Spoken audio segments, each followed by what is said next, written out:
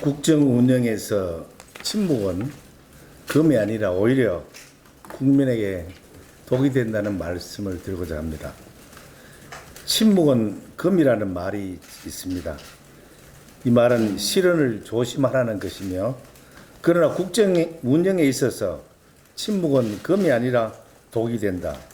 문재인 정부의 침묵이 국민에게 점점 독이 되어 가고 있다는 말씀을 드립니다. 지난주에도 언급했지만 정부가 추진했던 현대중공업 물적 분할 사태에서 오직 침묵으로 일관했습니다. 우여곡절 끝에 이사회의 승인을 받았지만 노조에 가로막혀 기업 실사를 못하고 있는데도 여전히 정부의 침묵은 대한민국 조선업 발전과 울산 발전에 독이 되고 있습니다. 미중 간 무역 전쟁으로 인해서 대한민국이 그야말로 난처한 상황에 처해 있습니다. 미국은 반화웨이에 동참하라고 압박하고 있고, 중국은 삼성, SK하이닉스 등 한국 기업을 불러서 중국 편에 서라고 압박하고 있습니다. 고래싸움에 새우 등 터지는 상황에서도 청와대는 개별 기업이 자율적으로 결정할 일이라고 말했습니다. 참으로 기가 막힐 노릇입니다. 자칫 한국의 기업들이 망할지도 모르는데도 침묵하는 문 정부는 기업에게는 그야말로 독이 되고 있습니다.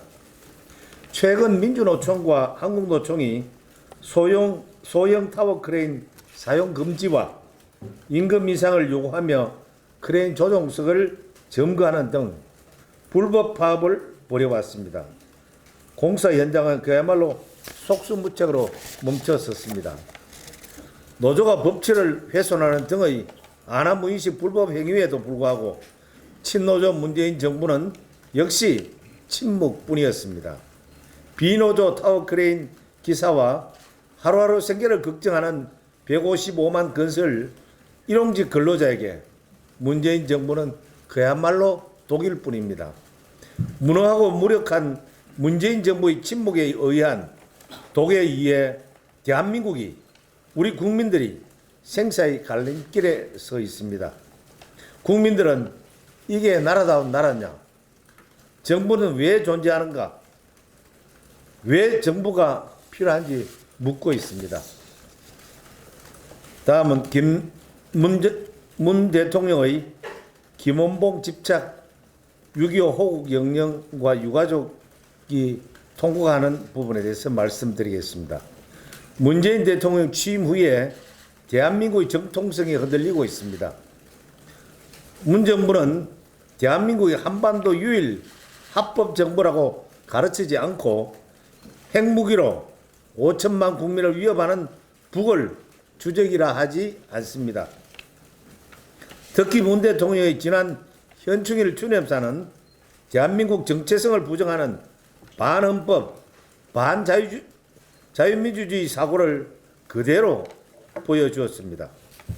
문 대통령은 17만여 명의 순국 선열이 잠들어 있는 현충원에 연단에 서서 6.25 남침 전쟁의 공으로 김일성에게 최고 훈장까지 받은 김원봉을 국군의 뿌리라고 언급했습니다.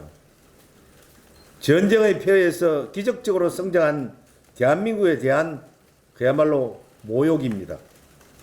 추념사를 들은 많은 국민들이 두 귀를 의심했을 것이고, 6.25 전사자 유가족들의 심정이 어땠을지 가늠하기조차 어렵습니다.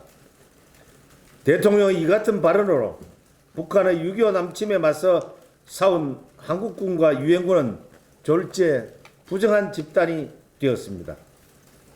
6.25 전쟁은 한국뿐만 아니라 미국을 포함한 21개국으로 구성된 유엔군이 참전했고 5만 7천여 명의 청년들이 전사했습니다.